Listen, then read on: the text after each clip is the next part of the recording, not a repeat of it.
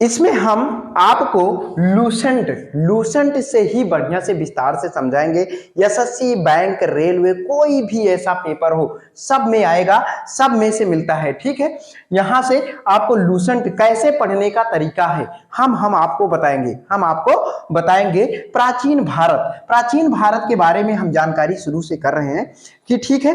प्राचीन भारत यानी कि प्राचीन भारतीय इतिहास के स्रोत, क्या टॉपिक है? प्राचीन भारतीय इतिहास के स्रोत। ठीक है, प्राचीन भारतीय इतिहास के स्रोत को जानने के लिए हम 4 स्रोतों का वर्णन करते हैं। 4 स्रोतों क्या है? नंबर 1 धर्म ग्रंथ, दूसरा है ऐतिहासिक ग्रंथ, तीसरा है विदेशियों का विवरण और चौथा है पुरातत्व संबंधी साक्ष्य। इन चारों स्रोतों से भारतीय इतिहास के बारे में जानकारी प्राप्त होती है। समझ में आया? समझ में आया? फिर उसके बाद क्या है, नोट करते जाना। ठीक है, नोट करते जाना। उसके बाद क्या है, उसके बाद है धर्म ग्रंथ एवं ऐतिहासिक ग्रंथ। धर्म ग्रंथ, धर्म ग्रंथ एवं ऐतिहासिक ग्रंथ।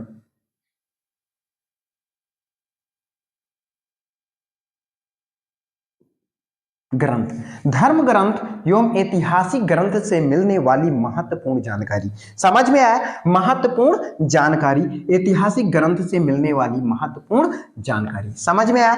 तो ऐतिहासिक, सॉरी ये गलत है, ऐतिहासिक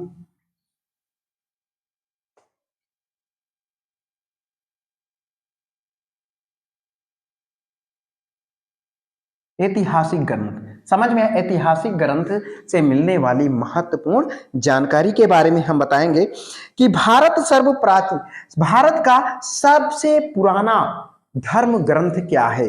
भारत का यानी कि भारत का सर्व प्राचीन ग्रंथ, भारत का सर्व प्राचीन ग्रंथ क्या है? वेद है। क्या है? वेद है। समझ में आया? वेद है। वेद, यह भी कहा जा सकता है कि सबसे पुराना वेद कौन सा है? वेद, धर्म ग्रंथ कौन सा है? वेद है। भारत का सबसे पुराना धर्म ग्रंथ क्या है? वेद है। समझ में आया? याद करते जाना, धर्म ग्रंथ क्या है? वेद है। सबसे पुराना वेद, धर्म ग्रंथ क्या है? वेद है। ठीक है, तो वेद, भाई वेद के वेद को के रचयिता यानी कि संकलनकर्ता, वेद के रचयिता, वेद के रचयिता कौन है? वेद के रचयिता कौन है? कृष्ण द्वैपायन, कृष्ण महर्षि, महर्षि कृष्ण द्वैपायन, महर्षि, महर्षि कृष्ण द्वैपायन, वेद व्यास, वेद व्यास जी हैं। समझ में आया? महर्षि कृष्ण द्वैपायन वेद व्यास जी हैं। वेद के रचयिता कौन है? महर्षि कृष्ण द्वैपायन वेद व्यास। ये प्रश्न पूछा जा सकता है कि सबसे पुराना धर्म ग्रंथ कौन सा है? वेद है। वेद के रचयिता, वेद के रचयिता कौन है? महर्षि कृष्ण द्वैपायन वेद व्यास जी हैं। समझ में आया? समझ में आया? कमेंट करते जाना। ठीक है, समझ में आया? कमेंट जरूर करना और बताइएगा। फिर उसके बाद क्या है कि वेद व्यास जी को माना जाता है। ठीक है, वेद किसका उपदेश देता है? वेद बाबू किसका उपदेश देता है? ठीक है, वेद किसका उपदेश देता है? बताइए आप। वसुदेव, वसुदेव कुटुंबकम, वसुदेव कुटुंबकम का उपदेश देता है। ठीक है, देव, वेद किसका उपदेश देता है? वसुदेव कुटुंबकम का उपदेश देता है। समझ में आ रहा है ना? वसुदेव, अब प्रश्न पूछा जा सकता है कि वेद किसका उपदेश देता है? वसुदेव कुटुंबकम का उपदेश देता है। ठीक है, उपदेश देता है। वेदों, वेद, अब बताइए वेद कितने हैं? मिटा दे रहे हैं, ठीक है, लिख लो। वेद कितने हैं?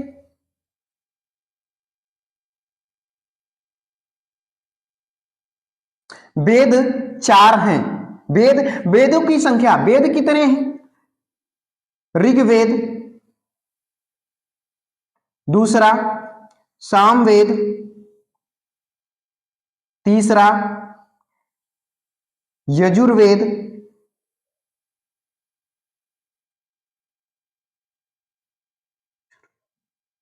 वेद, नहीं गलत है, तीसरा क्या है, यजुर्वेद। क्या है भैया, यजुर्वेद, यजुर्वेद। चौथा क्या है, अथर्ववेद, अथर्ववेद। समझ में आया, चौथा अथर्ववेद है। अब पूछा जा सकता है कि सबसे पहला यानी कि सबसे पुराना वेद कौन सा है, ऋग्वेद। सबसे पुराना वेद कौन सा है, ऋग्वेद। और सबसे वर्तमान वेद कौन सा है, अथर्ववेद। समझ में आया, सबसे पुराना वेद कौन सा है, ऋग्वेद। और सबसे बाद का वेद यानी कि वर्तमान वेद क्या है, अथर्ववेद। समझ में आ रहा है ना, समझ में आ रहा है जी।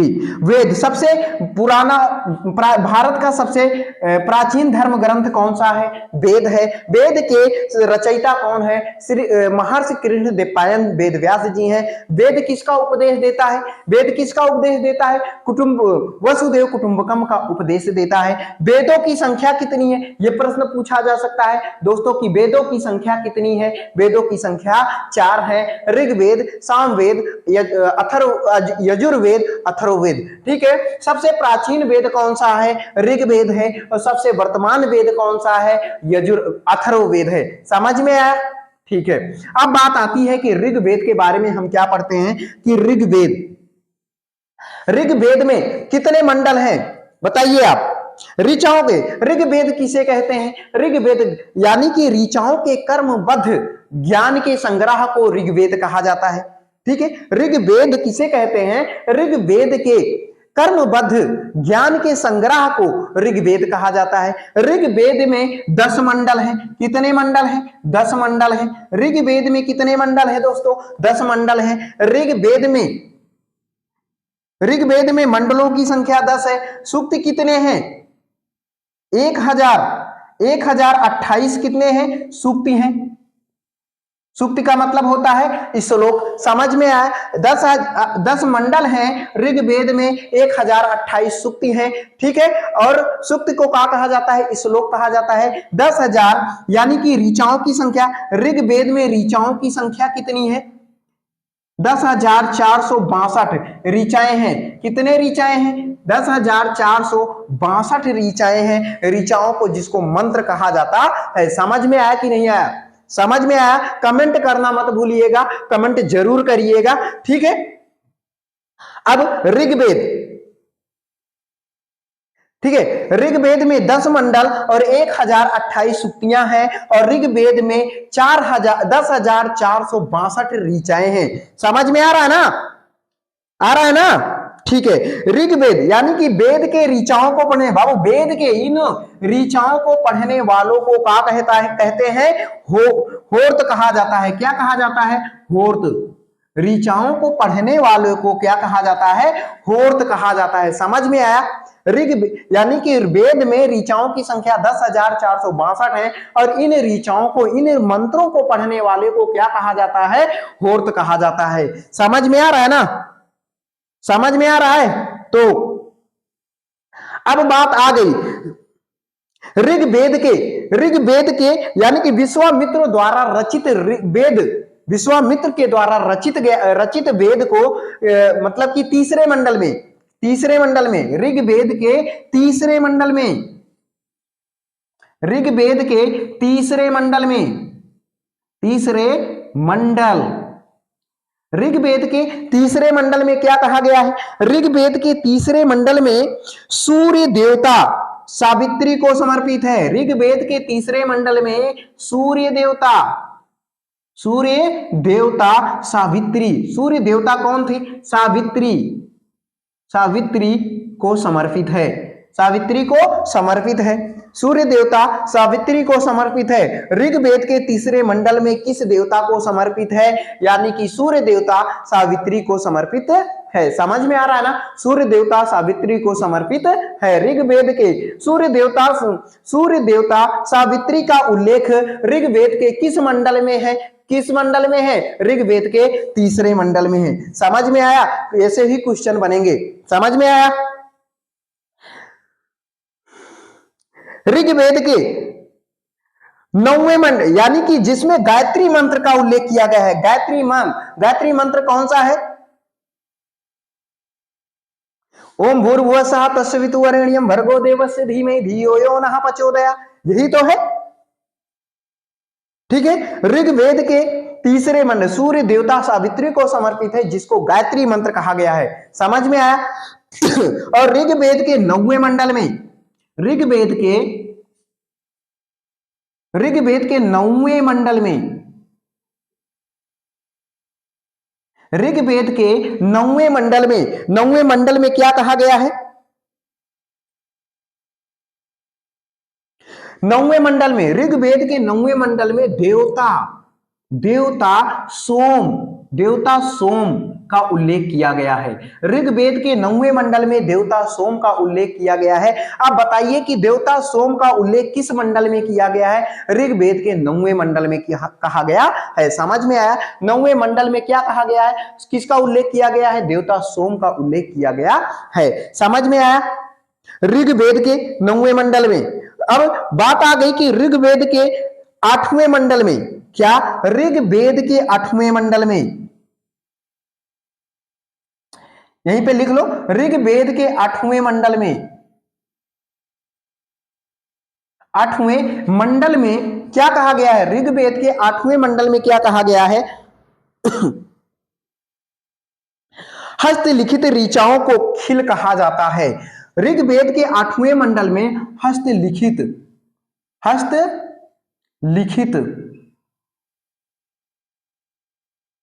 ऋचाओं को, हस्तलिखित ऋचाओं को क्या कहा गया? हस्तलिखित ऋचाओं को क्या कहा गया? खिल कहा गया। क्या कहा गया? खिल कहा गया। समझ में आया? हस्तलिखित ऋचाओं को खिल कहा गया। किस मंडल में? हाथों से लिखा गया, यानी कि हाथों से लिखा गया ऋचाओं को खिल कहा गया। और ये खिल का उल्लेख किस मंडल में कहा गया है? 8वें मंडल में कहा गया है। समझ में आया? आंसर में हस्तलिखित ऋचाओं को क्या कहा गया है? खिल कहा गया है। और किस मंडल में है? 8वें मंडल में है। ऋग्वेद के 8वें मंडल में है। समझ में आया?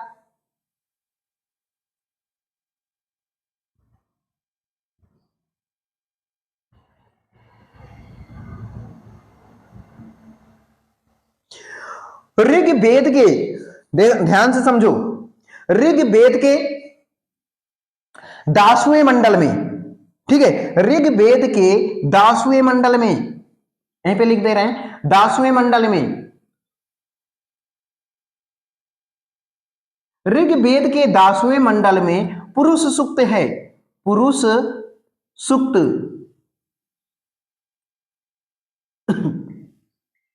पुरुष सूक्ति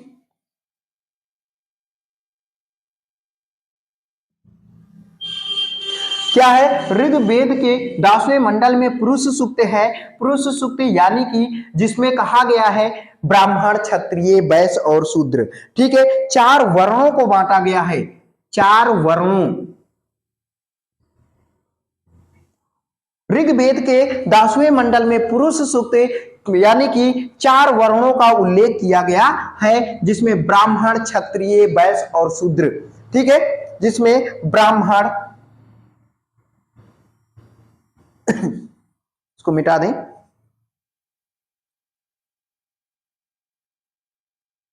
ठीक है, यहां पे लिख दे रहे हैं, ऋग्वेद के 10वें मंडल में, 10वें मंडल में पुरुष सूक्ति, पुरुष सूक्ति का उल्लेख किया गया है, जिसमें 4 वर्णों, जिसमें 4 वर्णों का उल्लेख किया गया है। 4 वर्णों का उल्लेख किया गया है, जो है ब्राह्मण, क्षत्रिय, वैश्य, शूद्र। शूद्र, ठीक है, जिसमें ब्राह्मण, क्षत्रिय, वैश्य और शूद्र ये कहा गया है कि पुरुष जो है ब्रह्मा के मुख से, भुजाओं से, जांग से और चरणों से उत्पन्न हुए हैं। ऋग्वेद के 10वें मंडल में पुरुष सूक्त का उल्लेख किया गया है। अब यह प्रश्न पूछा जा सकता है कि वर्णों की संख्या कितनी है? वर्णों की संख्या 4 है, ब्राह्मण, क्षत्रिय, वैश्य और शूद्र। और यह मतलब चारों वर्णों का उल्लेख किस मंडल में किया गया है? वो ऋग्वेद के 10वें मंडल में किया गया है। ठीक है, समझ में आया? चारों वर्णों का उल्लेख किस मंडल में है? 10वें मंडल में है, 10वें मंडल में है।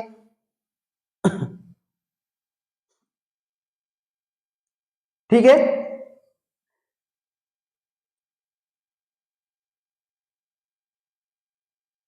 और एक बात, ऋग्वेद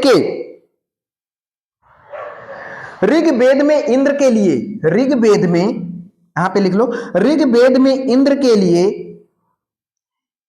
लिए 250 ऋचाओं का वर्णन किया गया है। और उससे छोटे देव, इंद्र से छोटे देव अग्नि के लिए 200 ऋचाओं का उल्लेख किया गया है, 200 ऋचाओं की रचना की गई है। इंद्र के लिए, ऋग्वेद में इंद्र के लिए 250 यानी कि 250 रचनाओं का वर्णन किया गया है, रचनाएं की गई हैं, ऋचाओं का वर्णन किया गया है। और अग्नि के लिए 200 ऋचाओं का वर्णन किया गया है। समझ में आया कि नहीं आया? बढ़िया से पढ़ लीजिए, लिख लीजिए ध्यान से। उसके बाद वीडियो को ज्यादा से ज्यादा शेयर कीजिए, ठीक है, और कमेंट करना मत भूलिएगा। ज्यादा से ज्यादा शेयर कीजिए, नए लोग चैनल को सब्सक्राइब जरूर करिए, जिससे कि नया नोटिफिकेशन मिलता रहे। पूरा लूसेंट बढ़िया से मैं समझाऊंगा। और अलग अलग पहले यूनिट है, अभी ऋग्वेद है, फिर अगले वीडियो में हम आपको सामवेद, अथर्ववेद, यजुर्वेद यानी कि पूरा प्राचीन इतिहास के बारे में हम बताएंगे। ठीक है, यजुर्वेद, सामवेद, अथर्ववेद छोटा छोटा करके ऐसे बताएंगे बढ़िया से। ठीक है, आप याद करिए। ठीक है, लिख लीजिए, शेयर कीजिए, कमेंट करना मत भूलिएगा। धन्यवाद। आज के लिए बस इतना ही।